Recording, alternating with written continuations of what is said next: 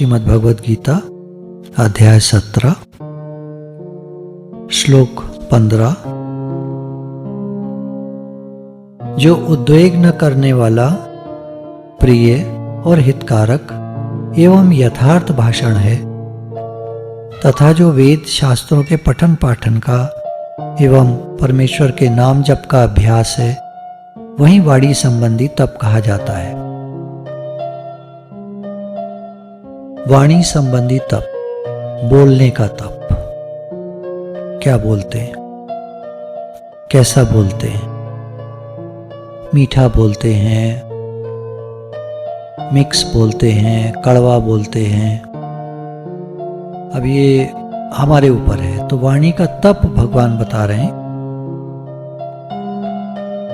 ऐसे वचन बोलें जो उद्वेगित न करें, प्रिय बोलें, हितकारक, दूसरे का भला हो ऐसे वचन बोले। जैसे कोई हमसे मिलने आया और हमने उसे कुछ अच्छी बातें बताई, ज्ञान की बातें बताई, और उसको सुनकर शांति मिली, जीवन में लाभ हुआ, परिवर्तन आया, तो वो सोचता है कि इनके पास आने से बहुत अच्छा हुआ, उसको फायदा हुआ। तो ये हुए हितकारक वचन। एवं यथार्थ भाषण, सच बोलना, और उसमें भी यथार्थ क्या है? ठीक ठीक, सही सही बोलना। अब इसमें दो बात आ जाती हैं। सही हम बोल रहे हैं, बिल्कुल सही है, लेकिन क्या वो अनुभव में है? क्या वो हमारे जीवन में उतरा हुआ है? एक बार एक पंडित जी ने एक तोते को रटा दिया, राम राम बोलो। राम राम बोलता था तोता। कोई आ जाए, राम राम राम राम राम राम ऐसे करता था।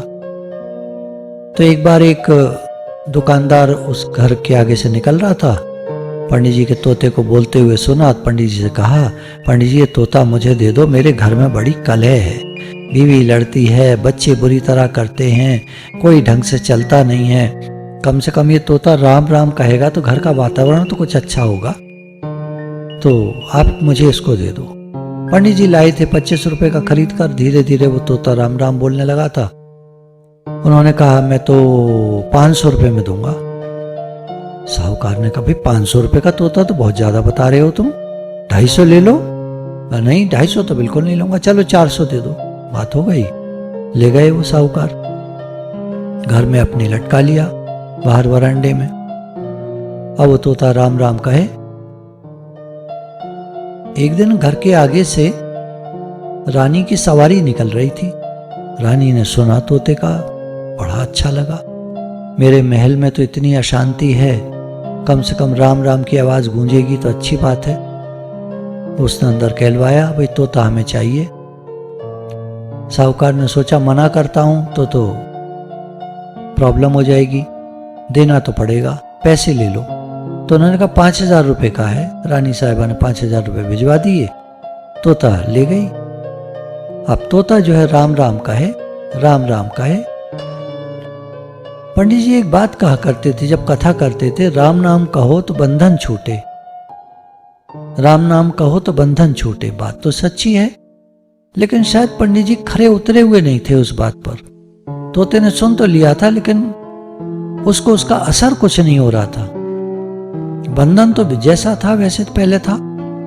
पंडित जी उसको लकड़ी के पिंजड़े में रखते थे, साहूकार ने उसको एक स्टील के पिंजड़े में रख दिया, रानी ने उसको सोने के पिंजड़े में रख दिया, लेकिन बंधन तो कटा नहीं है उसका, तोते का। तो जब ऐसा विचार करता है तो उसको लगता है कुछ गड़बड़ है। पंडित जी की प्रीचिंग में कुछ गड़बड़ थी, यथार्थ भाषण नहीं था उनका। जो हम भगवान यहाँ कह रहे हैं कि ऐसा बोलो जो सही हो। तो सही तो सुनने में तो सही है, लेकिन जीवन में उतरा हुआ नहीं है, खरा नहीं उतर रहा। इतने में तोते को कुछ सिपाही बात कर रहे थे वहां, तो कान में भनक पड़ी, कुछ सदगुरु आए हैं शहर के बाहर। तो तोता एक सिपाही को बुलाता है, यहाँ आओ, यहाँ आओ, यहाँ आओ। सिपाही आता है, हाँ भाई तोते मास्टर क्या बात है? एक सदगुरु आए हैं, उनसे पूछ कर आओ। पंडित जी ने बताया, राम नाम कहो तो बंधन छूटे।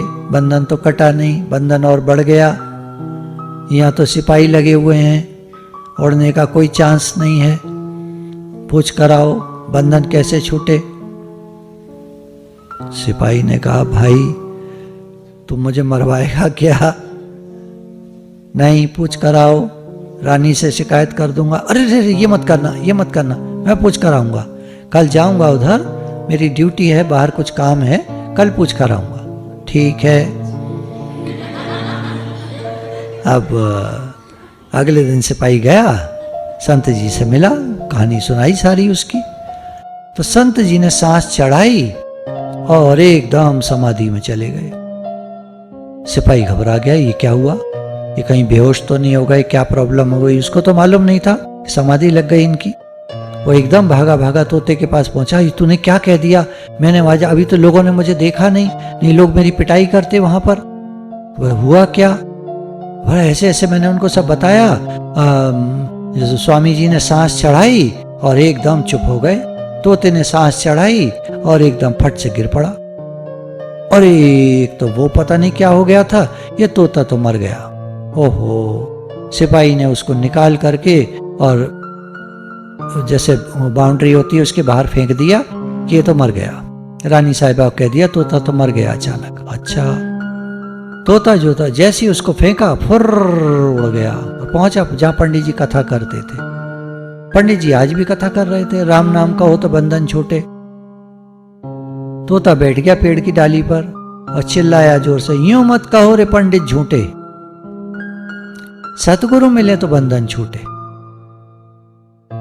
तो गुरु भगवान के शुक्राने हैं सारे, जो हमें एक एक बात पर चलना सिखाते हैं। ऐसा नहीं खाली बताकर छोड़ देते हैं। अगर हम जीवन में एक एक पॉइंट लगाएं गुरु की, तो उनकी एक एक पॉइंट सच्ची है।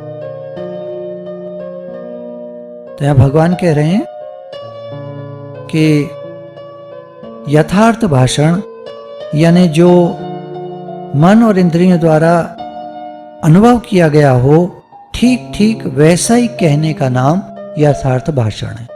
पंडित जी का अनुभव नहीं था, वो सिर्फ कहते थे। गुरु का अनुभव होता है तब कहते हैं।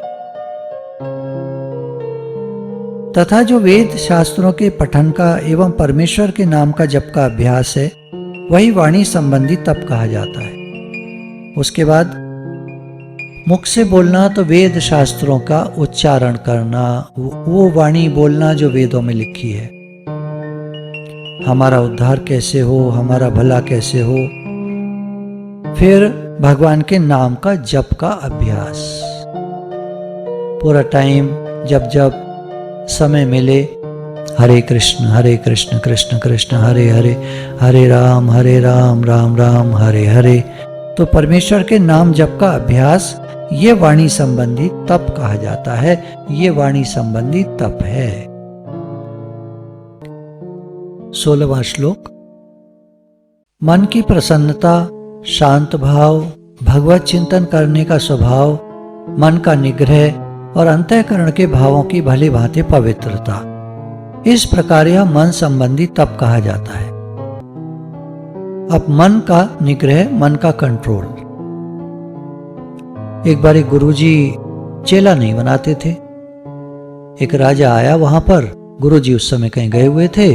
राजा ने चेले से कहा, भाई मैं तो दीक्षा लेने आया था। चेले ने कहा, हमारे गुरुजी दीक्षा नहीं देते, वो चेला नहीं बनाते। अच्छा, तो तुम यहाँ क्या हो? हम तो सेवा में हैं, आते हैं चले जाते हैं, हम चेला नहीं हैं, हम तो सेवा में रहते हैं। हमको तो गुरुजी की सेवा में अच्छा लगता है, इसलिए हम यहाँ रहते हैं। अच्छा, तो हमको दीक्षा कैसे मिले? फिर हम तो चाहते हैं दीक्षा लेना। अब चेला असमंजस में पड़ गया। राजा मेरा चेला बन जाए, इससे बढ़िया और क्या हो सकता है? गुरुजी तो चेला नहीं बनाते। लेकिन चेले को लोभ आ गया, बोला मैं दे दूं आपको दीक्षा। बोला दे दो। तो उसने एक मंत्र राजा जी को दान दे दिया, बोल दिया। राजा जी चले गए, बोले आप तो, लेकिन जाने लगे तो बोले आप गुरुजी हैं मेरे, आप मेरे साथ चलो, मेरे महल में रहना। और उसको ले गए, महल में रख लिया, एक कमरे में रख दिया। अब राजा उनको अपनी आज्ञा में चला में, अब वो चेला इतना परेशान, उधर गुरु जी को सब पता चल गया। बोले ठीक है, सीखेगा। मन का निग्रह तो है नहीं, मन का कंट्रोल तो है नहीं, मन संयम में नहीं है, कारण आया और फिसल गया। तो थोड़े दिन बाद गुरु पूर्णिमा आई तो चेला जी कहते हैं हमको तो अपने गुरु जी के पास जाना है, गुरु पूर्णिमा है। राजा कहता है आप मेरे गुरु हैं, मुझे तो आप चाहिए, आप होने चाहिए उस दिन। अब चेला फिर असमंजस में पड़ गया, क्या करें। बोला अच्छा ऐसा करते हैं, हम चलते हैं, आप भी चलो गुरु जी के यहाँ, मैं उनका गुरु पूजन करूंगा, आप मेरा कर देना वहां पर। हाँ ये ठीक है, और फिर गुरु जी के आश्रम में तो और अच्छा रहेगा। अब राजा उसको हाथी पे बिठा करके अपने साथ लेकर के, जैसे कि कोई बंदी होता है, इस तरह से लेकर के पहुंचे गुरु जी के आश्रम में। गुरु जी ने जब देखा तो सब समझ गए हालचाल। वो आया, एकदम पैरों पे गिर पड़ा, गुरु जी मुझे बचाओ, ये मैं कहाँ फंस गया। तो गुरु जी ने कहा देखो, कारण तो जीवन में आते हैं, हमको नहीं गिरना है, मन का निग्रह है। तो भगवान गीता में कह रहे हैं मन की प्रसन्नता ये मन का तप है, हर समय मन प्रसन्न रहे। शांत भाव, अंदर में शांत भाव बना रहे, ये मन का तप है। भगवत चिंतन करने का स्वभाव, चिंतन हम किसका करते हैं, संसार का या भगवान का। तो भगवत चिंतन करने का जो स्वभाव है वो मन का तप है। संसार का चिंतन तो मन करता ही है, वो तप नहीं है, वो टाइम वेस्ट है। मन का निग्रह, अंतःकरण के भावों की भली भांति पवित्रता, अंतःकरण हमारा पवित्र रहे, ये मन का तप है। इस प्रकार यह मन संबंधी तप कहा जाता है। गुरु भगवान के शुक्राना।